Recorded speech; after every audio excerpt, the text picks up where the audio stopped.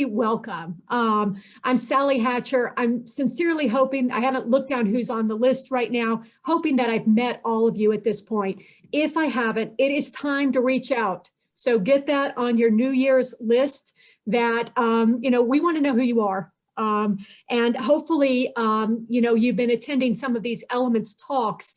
Now it's time to talk about you personally. So let me just say, we are on the very last of our Elements of Entrepreneurship. It's been a 12-step program that we have followed all year to talk about what are the elements of getting a startup, getting a technology out of the lab and into a startup, and eventually accelerating off campus.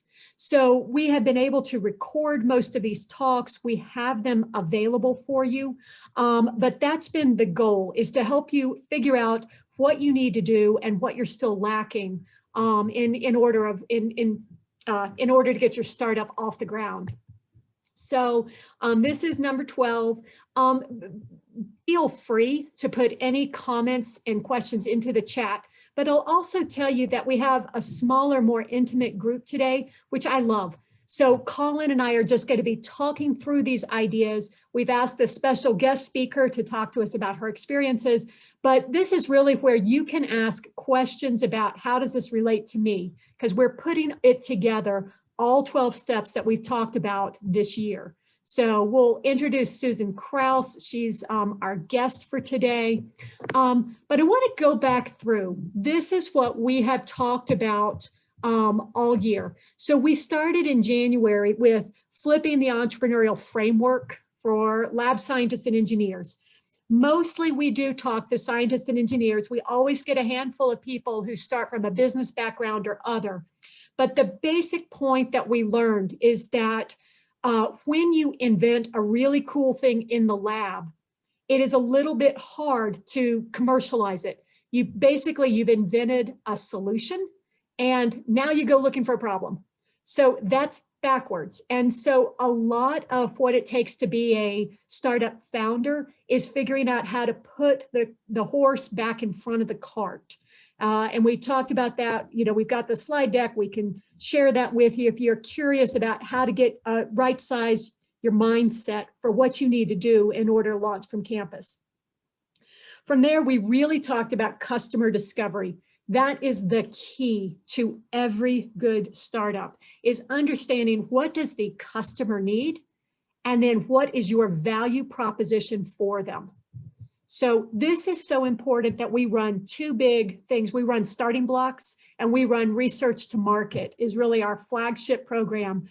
They are intense and they're time consuming because this is hard.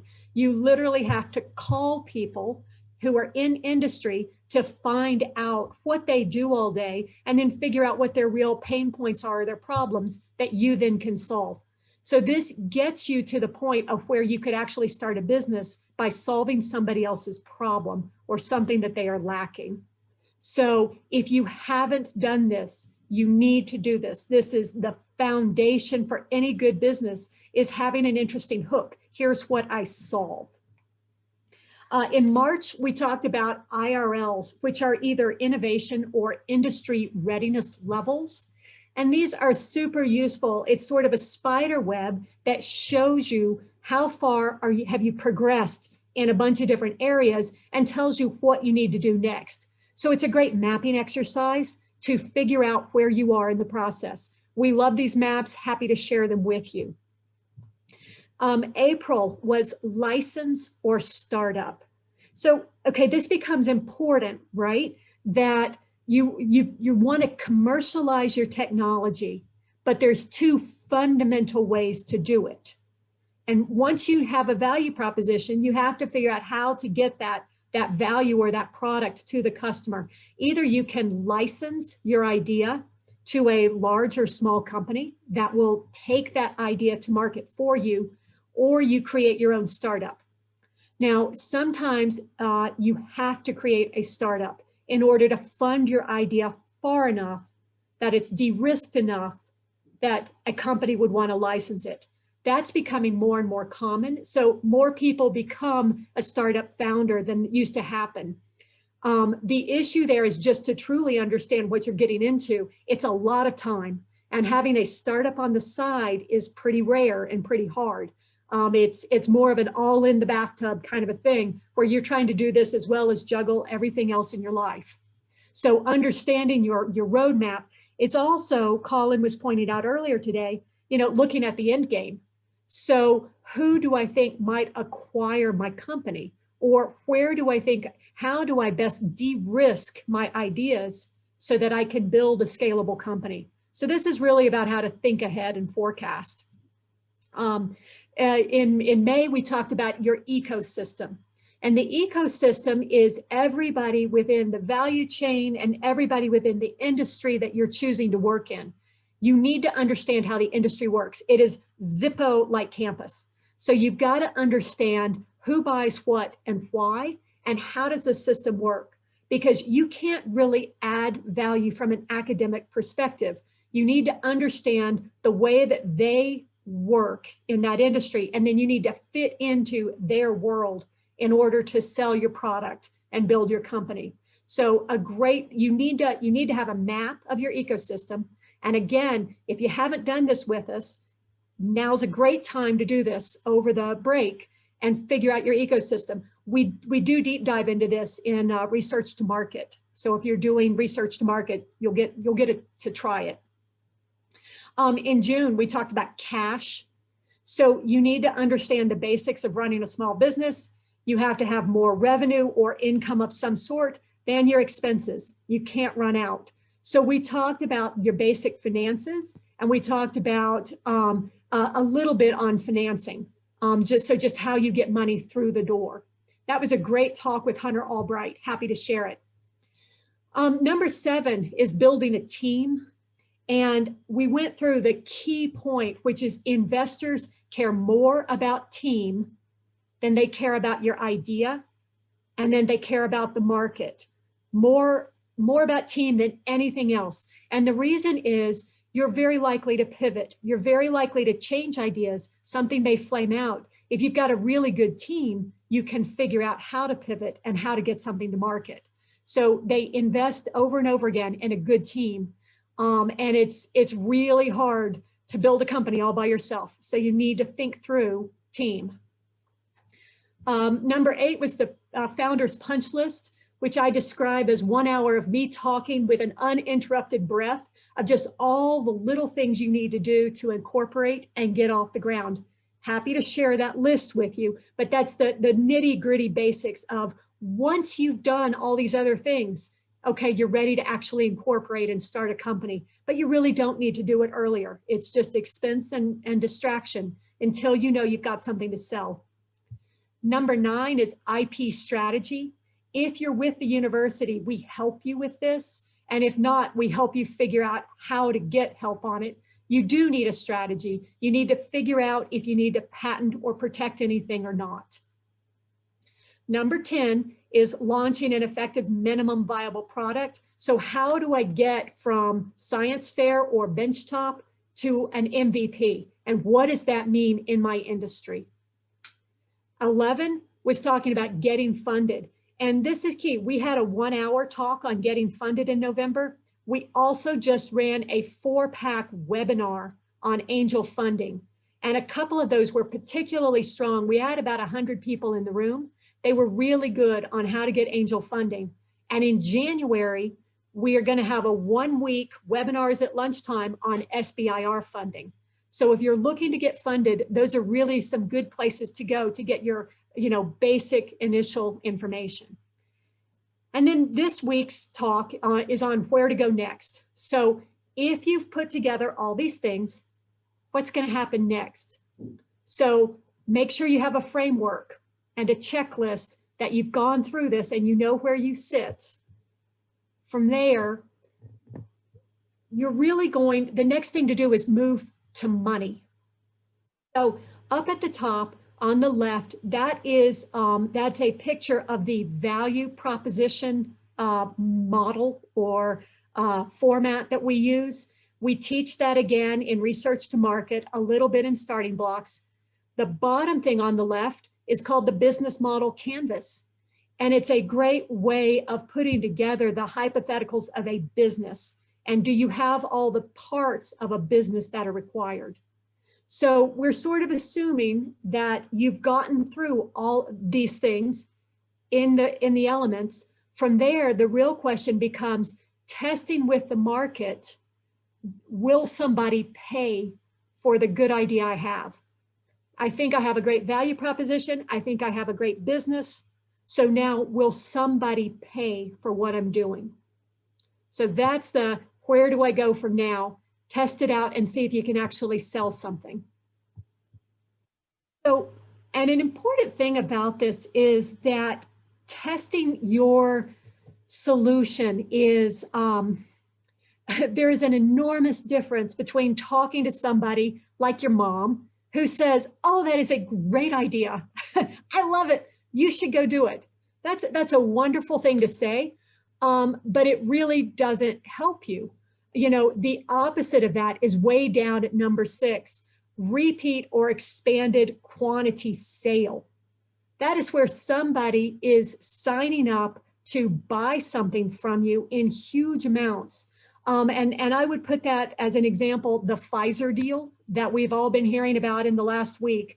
You know, so the government prepaid, or actually didn't, but they put a purchase order in that they would have paid on billions of dollars for those vaccines.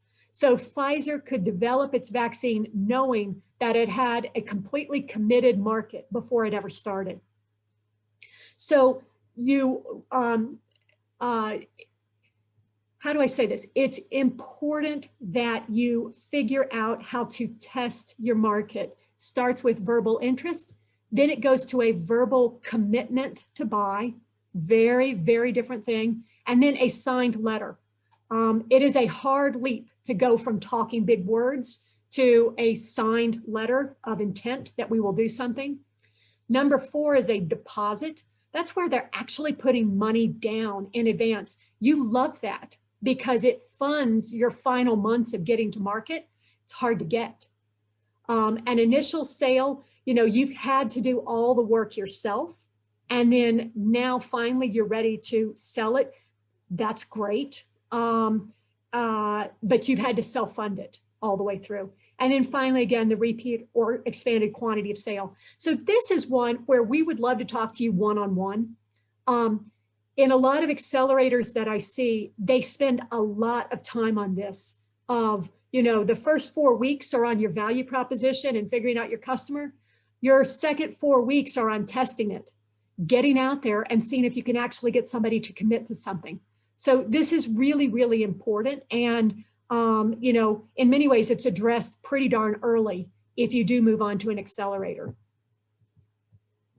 So understand the fundamentals of this is that it's just not linear. You do not move forward in a straight line. You think you have a good value proposition, you try to sell it to your customer, turns out they don't want to buy that. You go back to the drawing board and you say, okay, well, what is the problem that you're actually throwing money at? Can I solve that problem? So, you know, just understanding that there's not a roadmap for you. There's not really a punch list that you can just knock this out. It is fundamentally figuring out how to make something that people really want. Okay, so I want to take a step back here and talk about where do you go next? Once you leave campus, there's a greater, you know, you're entering the innovation ecosystem. One thing that a lot of people are now doing is using an accelerator. And accelerators are actually pretty darn new. You know, past 15 years is when we've really had accelerators. And what, you know, we have done a lot of work on accelerators. Our intern, Sam, has a really great deck if you're interested in learning more about accelerators. But the basic point is that for 3 to 4 months, they will bring you into their fold. They will charge you either money or they will charge you equity. They will give you mentoring and help and push you forward. And the real goal is pushing you toward additional funding. So part of the way that you judge a great accelerator is, look at their network of people that they will connect you to, and then look at what follow-on funding comes out. So a real good example is just, I'm looking at Y Combinators. We had a team go out to Y Combinators last year. This was a biotech team. Y Combinators is actually not a biotech group. So it's very, very surprising. They were accepted in and they flourished there. Y Combinators works on a model that pretty much 90% of the teams kind of do middling in it. They do fine. 10% of the teams do really well, and they are accelerated out with great funding. And our company, Leaving Y Combinator, closed, I think, 3.1 million. So they can be great. They can also be a time suck. And they can, and if they are not well connected themselves, or if they are not helping you to get to the right milestones, it can be a distraction. So I encourage you to look at these. I'd love to talk to you more about Indie Bio if you're in bio. Luminate is really interesting in upstate New York for the physical sciences. One of our teams, Double Helix, won first prize in their competition at the end of it a couple of years ago, and they won $1 million grant, which is good stuff. So these are very useful as you accelerate. One other thing I wanted to say there real quick, Sally. Sure. I think, I've worked with a lot of software companies and stuff, and the accelerators make sense. It's tough with some of, hardware. A lot of your companies just take a lot more capital. And so taking 7% for 100,000 is just not a good deal. So something else to think about. What are the terms? A lot of them have standard terms. Is that going to work with the reality of what your funding path is? That is such a great point. So I just heard a really good speaker from Indie Bio, and because they're in bio, they recognize how much money is needed. So they give you $250,000 in a 6-month program, but they are taking 10 to 12% equity for that. And again, what was super interesting to me was that, oh, in 6 months, we'll help you de-risk your idea. And I have a hard time understanding how that really works in a lot of pharma concepts as an example, but it's worth looking at. They very much have a national reputation. They're based in San Francisco with great access to capital. So it's worth talking about. It may or may not be a good fit. So, same point here is just once you leave campus, there's actually a huge ecosystem outside the university. And so if the university is all the things in gold, the top row of mountains in gray is a bunch of stuff that's right outside your backyard. We're not going to talk too much about incubators today. CU does not have an incubator available at this campus, but there is great co-working. There are, I've been talking to co-working spaces about lab space. There are places you can go to site yourself, events and workshops. There's a ton coming out of like Rocky's Venture Group. We had Innosphere speak last couple of weeks ago. And I want to just throw out there, the competitions. So competitions are great in that they help you hone your ideas, think about your pitch, improve the way you talk about what you're doing, and look for funding. They also, you can win some nice cash, but they're also a distraction from actually getting product shipped. So just, each one of these is a seesaw of opportunity, risk, and reward that, choosing what you're going to prioritize is really a big deal. You're always going to have too many options on the table, and you're going to have too much work with too little time, people, and resources to do it. So it's always a question of prioritization. And that gets back to this whole question of, like I just mentioned, competitions help you refine your pitch. Why do you want to be able to speak well about what you're doing? It's because entrepreneurship is fundamentally a network game. So it really matters who you know. And just as an example, if you are trying to take your, if you're trying to do satellite communications, you've got to figure out who's the right customer for you. So which satellite building company is needing a communication solution? Are they going to do it in-house? Are they going to outsource? Would they work with your university startup? You know, do they have requirements that you need to understand up front?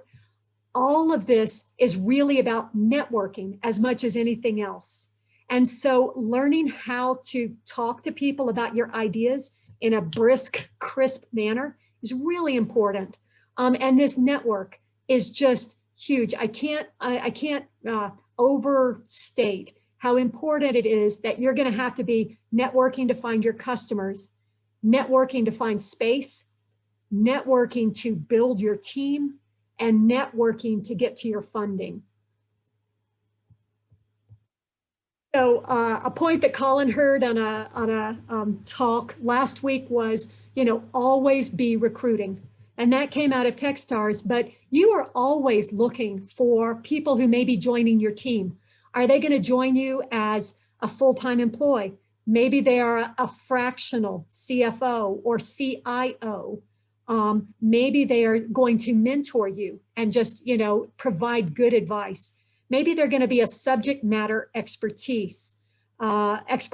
that will help you navigate and bridge the way you think to the way your customers think or the way your lawyers think. So you are always looking for people to be on your broader team, as it would be. Finally, you're going to network into most of your funding. With SBIR, this is much less true, obviously, but when you're looking at angel investors, it's all about your network. And you can go pitch to various angel groups, but the pitch goes a lot better if you know them. So Susan Strong spoke for us last week, I believe, and her talk was excellent on how to practically do this. But remember that, you know, when you're looking at funding from angels, funding from VCs, you may be having to give 100 pitches to close your funding. So you really need a huge pool of people to talk to. And again, those networking skills, the pitching skills are going to be really important to you going forward. When you do go out there to raise capital, the things that you need to raise capital, again, all stem out of the 12 elements that we've now talked through. So the product market fit comes out of your customer discovery. Your financial pro forma comes out of your financial stuff that we talked about with Hunter Albright. So all of this comes out of the work that you've been doing all along, but it will be a question of packaging it in a way that an investor wants to see. So remember that you're just going to keep growing yourself as a founder. Do not forget that you need to practice learning to speak. Nobody's born learning how to speak well. And even those of us who are in the industry, you know, when we have to do a pitch, we practice it again and again and again. I had to do a pitch last week. I put my kid to sleep that night practicing my pitch on him. And then I went down and did it on my husband. And, you know, till he told me to go away. You just have to practice your pitch. So, okay, just a reminder, we're here to help you. And I wanted to throw out that, you know, what Colin and I have heard again and again. I've been teaching nationally this year. Colin has done many years with small business, SBDC type things. One-on-ones are really helpful. And so we are here to provide some Sherpa service for you. If you want to put this all together for yourself, ask questions today, but schedule some time just to tell us about your ideas, and we'll try to help you think about next steps and resources for you. Okay, so that's the end of the talk. I'm going to turn this over now to Susan Crouse. I'm going to let Susan introduce herself because her story is part of what's really interesting.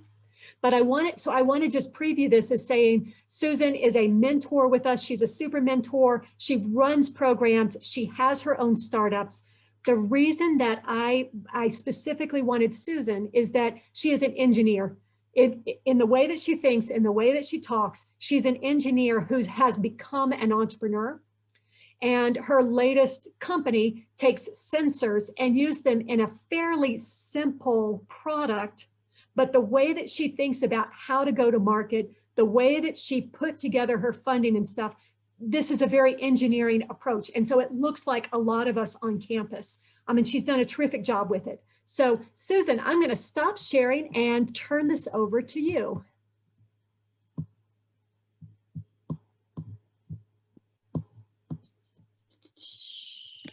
Okay, good afternoon, everyone. I want to thank Sally and Colin for inviting me to speak today. Just sharing my screen real quickly. Unfortunately, you're going to hear a lot of repetition of things that Sally told you today that I'm going to say similarly. There we go. So there's going to be a lot of reinforcement to the things that she said, because a lot of things I've done are things that Sally's talked about. I'm briefly going to talk about the startup that I have that's moving forward, and I have a new startup actually in the biotech industry. So it might seem a little silly that you're listening to someone that's done a toy. I'm actually not an engineer by degree. I don't have an engineering degree. I'm kind of a Renaissance woman. I'm an artist, and I did 35 years of product management in the high-tech industry, developing video products, big gear like big switchers for production switchers, animation systems, worked on the very first real-time animation systems early in my career. So all of that said, product management is a great launching point to become an entrepreneur, because you're basically running a business inside a bigger business. Just real quickly about Traxart. I went to CES in 2016, and I've been kind of following Spiro, who is a Boulder startup that created a ball that's a robotic ball that rolls around on the floor. And I saw it at the trade show, and it was rolling around on this big table. And I thought, you know, what do kids do with this after they get it? You know, they play with their dog, and then after a week, it's at the bottom of their toy box, along with a lot of other robotic toys. So I had the idea that there should be a system that kids could be very creative and inventive with themselves to create courses and challenges, game theory stuff, even using augmented reality with it. And so away I went. I talked to my son and a few of his friends who had recently graduated from the University of Colorado, and asked them if they'd like to do this little garage startup and invent this toy, which actually ends up being a big edutech product, really not really a toy. So that's my son there on the left. We had 5 total founders. All of them are engineers except me, actually. But each one of them had moved differently in their career so that they actually weren't doing engineering. So for example, Emily worked for the Uncharted Institute for years. Taylor, Emily and Taylor eventually got married. He actually was a product manager, which I did. And then Hunter, who's there in the gray shirt, he has a mechanical engineering degree, but he figured out our electronics for doing our prototyping on some stuff. So it was really a great team to get going with. And it was a good way to get them interested in wanting to do startups. We did a lot of product iteration. That first picture you just saw was us at a CU classroom the day after I met with them, doing our first with foam core board. And then we started going to the hardware store and buying different materials. We brought in kids really early and did iteration, trial, error, iteration, meet with customers, talk to customers, until we got to a place where we wanted a system and we wanted something patentable. And so we actually have been able to patent this system that we created using the CU Law Clinic, which was awesome. Here's the kids playing with that closer to what we got to. We took this particular system to an ed tech fair behind a curtain, talked to parents and kids. I mean, just this may seem like a microcosm when you need to talk to huge companies like I'm doing with my new startup, which is in biochem. You know, I got to go talk to the same big companies you do, but it's the same process. We wanted to license our product, and we have not been successful at that yet, but a couple of the companies we've talked to said, go build some and see how it does, and we'll talk to you again. So we did a Kickstarter last year. Fortunately, it was successful. We have shipped a bunch of those units. We're up to like 1,000 sales. This year was tough because of COVID, but we're still successfully moving forward. And this is kind of what the product looks like today, and it's called Kinesium. It also, as Sally mentioned, has these sensors in it, which allow kids to, it has an app and sensors which allow kids to time their games or collect points, but they get to design their own game. And that's a big part of it. Since I'm an inventor at heart, I wanted them to be inventors as well. So what I'm going to talk to you guys is more path to market here, which is a lot of the stuff that Sally talked to you, but kind of beyond the steps somewhat, but not all. And the first thing I really want to talk about is this bootstrapping versus venture. People get really caught up in this venture world of feeling like they have to chase venture money. And then interestingly, a lot of people that are in the biotech industry, they're looking at potentially licensing, don't necessarily ever have to get venture money. And as Colin mentioned, you know, these accelerators, they take a big percentage of your money. Sally's basically running an accelerator inside CU for you. A lot of the stuff you've learned from Sally is the same stuff you're going to learn at the accelerator. So you're not going to learn that much more, but what they have are huge networks of people that can help you and often get you funded. So a lot of people join an accelerator just to be in it for 6 weeks, just to get those contacts, and it can be worth that. So keep that in mind. but you've learned a lot of what they're going to teach you right in this 12-week session that Sally's put together. So in bootstrapping, you know, really I'm self-funded for this particular startup, but you also, once you get to product, banks will start to give you loans. Obviously, all of you are adept at getting grants and SBIR grants and ODIT grants. But one of the biggest things that you can get, like I did a startup a few years ago when I was in the video industry where we got a huge, would be $1 million in today's money, prepaid royalty. And the deal that we struck was that you have to give us, I think it was $350,000.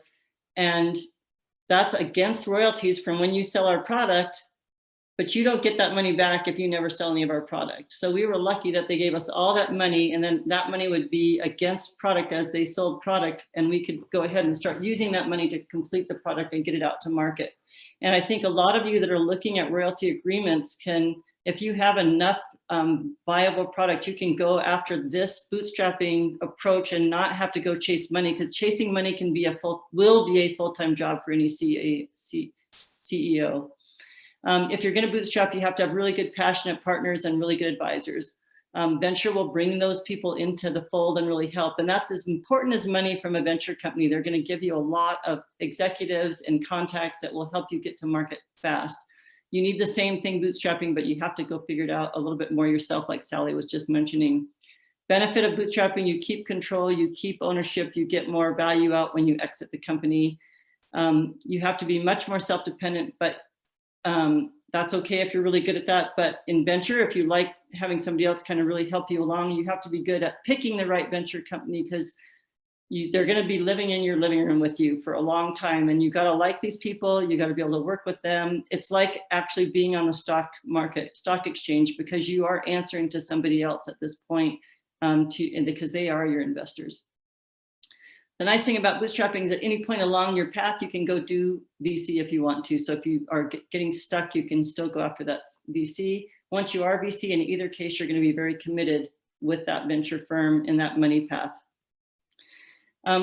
Sally mentioned this. I want to reiterate this and give you a couple examples. Financial management is the biggest failure, I think, for most startups. They get this huge pile of money and it makes them go out and hire a bunch of people and, you know, just kind of get a little crazy. But you want to be a little bit more like Warren. And I assume you guys know I'm talking about Warren Buffett here, who still drives an old station wagon and lives in the house that he built in the 1960s. You know, somewhere in between maybe, but you don't want to fail because you got $3 million and you burned through it so fast, and it looks like a lot of money, but it's never as much as you think it is. And a case in point, one of the companies that was our target licensing company is Anki, who makes a little robot called Cosmo. He was in one of our pictures, but he's a little bulldozer. And they also made one called Vector. And they pivoted at somewhere along the line, deciding toys weren't going to make them money. They wanted to do household robots, is how the story goes. But in the midst of that, they raised, I think, over 200 million total in the lifetime of and they sold 200 million, I think, worth of product.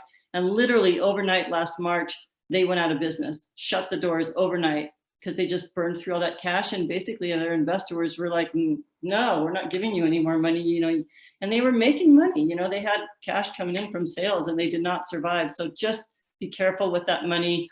When you have a small amount of money, you're going to be really careful. You're going to master your connections and deals and finding ways to get the smallest price, get things free. Keep that in mind when you have the big pile of money too, and keep tight reins either way so that you'll be successful. This is really what I want to focus on today, which is connections and resources. So Sally talked a little bit about this. I'm going to go a little bit more granular. So obviously friends and colleagues can be great financial support to just keep you going in this early stage when you're trying to raise money or deciding how you're going to get money. Advisors are really critical for your vertical industry assistance, but also for just specific skills. Maybe you just need somebody with a specific skill set that you don't have that could be helpful. It might be marketing, it might be social media, whatever. Customers are phenomenal. I have a great story about customers. So I did a lot of guerrilla marketing on Twitter, and somebody reached out to me because of that and said, hey, I'd love to show your product at this EduTech convention. Can I show it? And I'm like, wow, you know, it would cost me $5,000 to go to that convention. They're going to go, they're going to take my product, put it on a shelf for people to look at. I sent them some brochures, sent them a product. I got the best dealer I've had to date because of that experience of spending 75 bucks. This is an Australian distributor. I never would have met them otherwise. I just got another order from them last week. So you never know where that little gem is going to come out of. And customers, that's one way. And the other way is from them referring you to other people, right? You're going to meet somebody, they're going to refer you to somebody else. So keep building that database, keep really good track of those people that can help you. In Boulder, there are so many great resources. 1 Million Cups you can present at, really help work on your presentation. Boulder New Tech, I'm the co-chair of. Please come to me if you want to do a presentation. Happy to put you on our roster. There's Built in Colorado, there's Startup Grind, there's a Boulder Open Coffee Club. I've met more people that have been helpful to my startup through Boulder Open Coffee Club than any other meetup I've been to. It's every other Tuesday on Tuesday mornings. It's all virtual now. People are starting to come from other states. It's been phenomenal. Business partners, I told you that story already. You can get education from vendors for free, and it's really useful. So let's say you need to do 3D printing, or you need to learn about some stuff that you are going to do in a lab, and you want to go talk to a lab that's already doing this work. They want you as a customer. They'll sit down and meet with you for an hour and tell you, I went to some vendors on 3D printing, learned how it works, some of the problems that I might have because of the part I've designed isn't, perfect for actually doing injection molding, and changes I had to make. And that was all free expert advice that I got just by going out, calling vendors and saying, hey, can I meet with you? I have this new product. I'd like to get your advice. And they are more than happy to give that to you. Licensing, I talked about, if you can get one of these upfront licensing deals, you can avoid venture capital for a while, potentially forever, or, or maybe just till you're really going to scale huge. And they also, obviously, you guys all know this, can be your exit partner. So they can be the person that actually buys your company. So keep those relationships really warm. Legal, a lot of people don't know this. There's the Foundry Group has this thing called office hours. It's 30 minutes of free time with the DGS law firm here. They're out of Denver and Boulder. Used to be in person. I think it's online now. I've used them a couple of times, have gotten fabulous free advice. You can go as many times as you want. They helped me with some of my startup paperwork, which I actually did on my own. And they also helped me with some IP issues that I was dealing with. So don't forget about these guys. They're awesome and they're free. And they're attached to Foundry Group, who's a great, VC to know about too. CU, you guys know about all these things at CU. Sally's list was way longer than mine. Please use all of them. They've been wonderful and helpful to me. And Sally already talked about Sage and Innosphere. I worked with SolderWorks. They're kind of pivoting now, but they have a whole hardware lab that they brought me on as an entrepreneur. They mentored me, and I had a whole lab where I could print all my 3D products and they have CNC machines. They have electronic benches, so they were doing that. I'm not sure what their model is right now. Team, I think Sally already covered this really well, but one thing I just wanted to mention is make sure you get complementary team members. Know what your weaknesses are and try to find people that fill those weaknesses. I went to a talk, I think it might have been a Silicon Flatirons talk, of a woman running a startup that came out of Silicon. She got recruited here from Silicon Valley, and she wanted to hire all people that had that Silicon Valley. I work 20 hours a day. I drive 3 hours both ways, working while I drive both ways, employees. And she came here and she's like, wow, people want to ski and hike and ride their bikes here. And, how do I get people to work here? And I kind of challenged her and said, hey, you don't want to have everybody that does exactly works the way you do. Sometimes you need some deep thinkers that do really good deep thinking while they're on their bicycle. So, just think about that. You might be an introvert. Try to find some extroverts to complement your team. Avoiding roadblocks and potholes. Well, they're going to come along, and it's more not avoiding, but dealing with them, really. Obviously, the pandemic was tough for us because we're in edutech and the schools pretty much blew up. So we were fortunate that, none of us we still haven't hired anybody that's making a salary, so we can just kind of be in a holding pattern for a while. But it also can be a big plus, which I'll talk about in a second. Make sure you have redundant resources. Like if you're manufacturing in China right now, China's a big uncertain place, and you might need to be starting to find vendors in other places, and use your friends and other people that are in the same fields as you are to find those resources. I saved so much money. When I got my plastic injection molding quoted, I got it quoted from the company that Sphero uses, $13,000 for this one little teeny part. My friend here in Longmont used a guy, was $1,000 for the tooling. I'm like, well, I'm gonna at least try the $1,000 one. I mean, why wouldn't I do that, right? it was almost perfect. And when I wanted a slight change to it, they didn't even charge me for the new tooling. They retooled it and I didn't even pay for that. So, that was, huge for a startup that's bootstrapping. It was just awesome. And I'm so thankful for that. And I got resources. Most people go to China when they're going to start doing manufacturing in China. And I never went. And I used Alibaba. I found another guy that had done some work in China, and he started to help me meet some other contacts there. And I have had no trouble using Skype, et cetera, to talk to these guys, and have not had a need to go there. And they've all been certified and have all passed certification for toys, which is really important that you have to do that too. Susan, can I interrupt you right there? We've got a question of, can you share the name of the company in Longmont? They just sound unbelievable. Well, it's not the company that did the work. They gave me the resource, but it's another tech toy company called Quest Robotics. So they made a little robotic toy. And it's a guy that actually came out of one of the electronics manufacturers, an electrical engineer. And I can, I'm a mentor. You guys can contact me, but I also can share some lists of links and things like that back to Sally that she can share with you guys for some of these contacts. There's a guy in Fort Collins that does Chinese relationship stuff. He lived there for 20 years. I can't think of his name off the top of my head, but he's a great guy too. Human resources or money shortages. Obviously I talked about that a little bit. Sally did too. Human resource, be really scrappy here. Upwork is a really great resource where you can find really good resources for short things. I did my logo for this thing called $99 for a logo, and people compete. I hate to promote that because I don't think they're getting paid great, but the Canasium logo came through that, and it's I think it's a great logo. And I'm an artist, right? I came out of graphic design school. I could have done it, but it was cheaper for me to pay $99 and get this great logo than for me to spend my time doing that. If you keep trying to work and try to do a startup, obviously that's a conflict. And I know that's really tough for people that have invented something in a lab.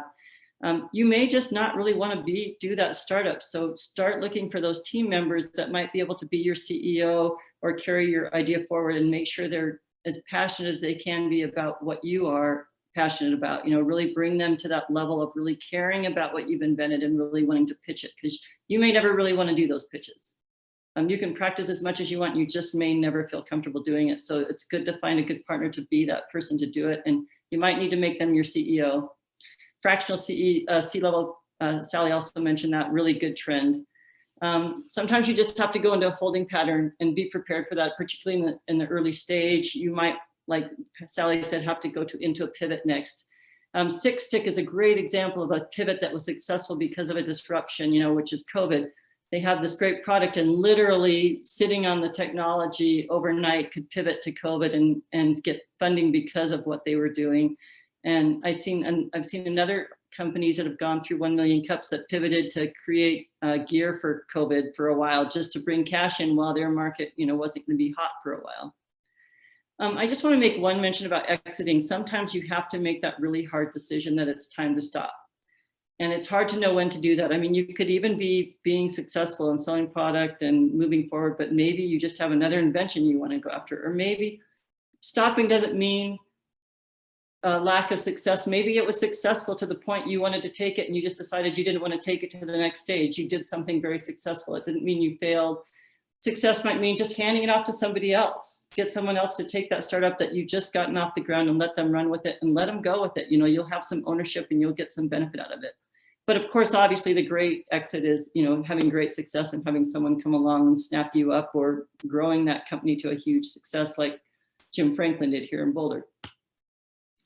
The last thing is the same last thing that Sally hit on really hard. So I think it's really funny. I'm listening to her talk going, yeah, I'm going to talk about that and that and that. Self-promotion is really important. And Sally kind of talked about this pitch deck, but to me, the 15-minute pitch is just as important. Being able to walk up to someone and in 3 sentences say exactly what you're doing, why it's important, and why they should be interested in the problem you're solving. And of course, at this point, you have a problem, which usually is the first thing you really should know. As Sally said, it's usually in reverse sometimes out of a university, but know there's a problem, know you have a really good solution, and know how you're going to get to market.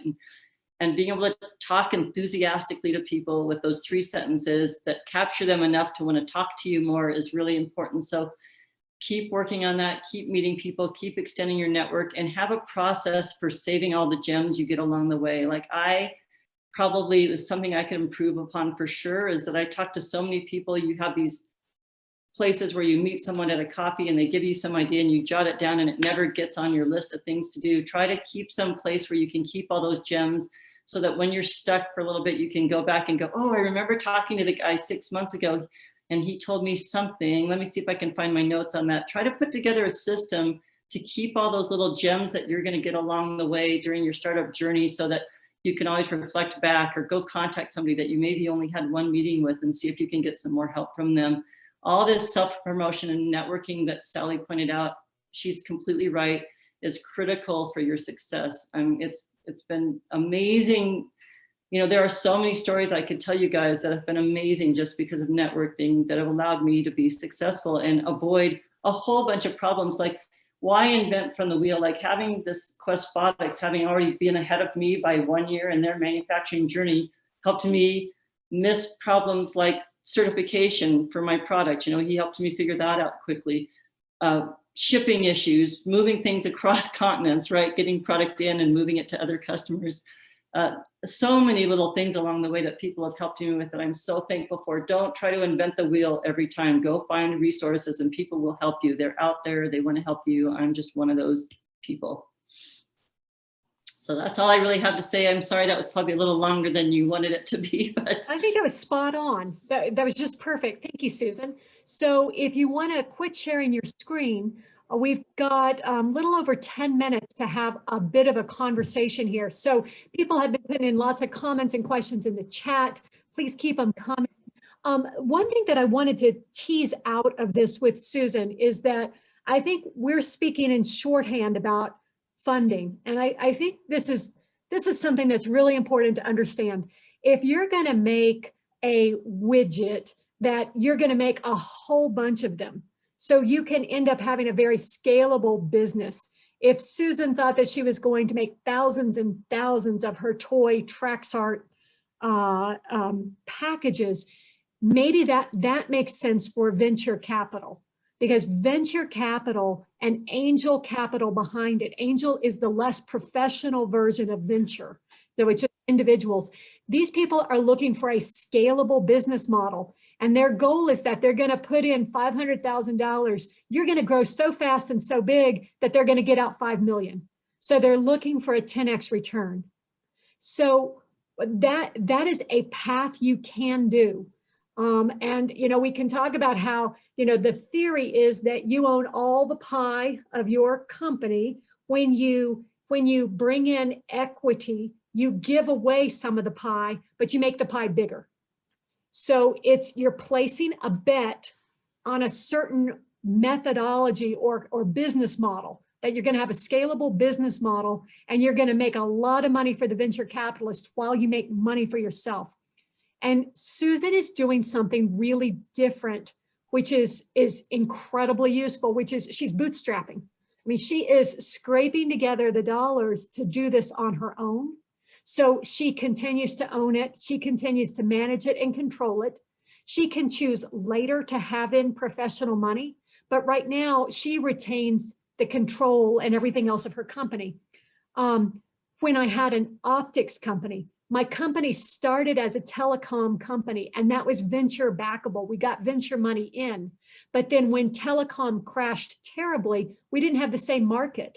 And we ended up becoming a world-class optics company, which is really more of an organic growth company. So we had great margins, great profits, great little company, but not a venture market, because you're not going to scale it in the same way. So I just want to point that out to people. If you're thinking about funding, that's what's going on in the back of our heads as we're talking about these ways of funding. You can have a very successful company bootstrapping, however. It's completely possible. I think I come a little bit from a position that I think some people are moving away from VC money, and you need to know how to do it if you don't want to do VC money, because they do take a big chunk of your money over time. Because every time you do a round, you're going to do another round, and then you're going to lose a little bit more money. Then you do another round, and you have to give a little bit more away every time you do a round of money if you're on that train to success. So, you know, I think about one interesting story is my mom was a small angel to a friend when I was in high school. He started Hunter Douglas. He went to our church and asked my mom for some money. And I think she gave him maybe $3,500, maybe $5,000, which, you know, probably in the 70s or 80s, whenever that was, seemed like a lot. My dad thought, you know, you're crazy, don't give him any money. And she's like, no, I want to do this. It's my money. She'd gotten an inheritance. She got a check every month for the rest of her life, practically, from Hunter Douglas until they got bought out. And it paid back in a huge amount. So that was a really good example of a great VC and angel expert.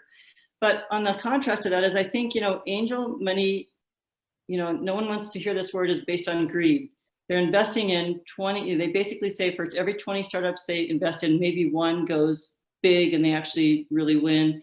I think, you know, 7 or 8 of them never make it at all. And a lot of them kind of go forward a little bit at a time and maybe really never get any bigger than if you had bootstrapped in the first place. So you have to realize that chasing money is a full-time job as a CEO. And if you want to go, and I think, you know, a lot of the industries that you're in, you do need a lot of money, but you can often get those big chunks of money from these big customers of yours. And a lot of them have incubators and startup environments that are subsets within their companies that will take you on. For example, there's a company in Boulder called Flatirons. Anyway, they're in the aerospace industry. They've made an incubator and they're actually they've done a lot of other acquisitions and they're looking at people that want to build product and they'll fund your product and you don't have to get VC money, but you're probably going to be selling your product kind of off to this company at some level through either a royalty or some other agreement. So I think people are really starting to look at different ways to get money besides just VC, because VCs are asking for more and more evidence that you're going to be successful now. They're not quite the way they were in the 90s and the 2000s where you could just write something on the back of a napkin and get $10 million. I have actually heard of that happening once. Less common than we all think, but it's very true. It's changed. Colin, what were you saying? I want to make a point. Your last point, Susan, in your presentation was kind of like knowing, you know, these are all the resources, knowing where to go for help. This is kind of nerdy, but I work with Kaufman on figuring out, okay, you know, if an entrepreneur gets stuck, it takes them 3 weeks to 3 months to even frame how they're stuck, you know, articulate the problem enough that they can get help. And then it takes them about a month to 3 months to find the right resource. And if you go to someone like Sally or Susan, you can skip that, right? It's like, hey, I think this is my problem. They can help you get it down to what it really is and then find a resource, you know? And so one of the biggest differences in, you know, community startups or in general is the speed at which they have to move. And you could see this in Susan's story. Every time something came up, she just, you know, found a way to maneuver forward. So just something to think about for everyone on this call. If you get stuck, don't be afraid or ashamed to ask for help. That's what we're here for.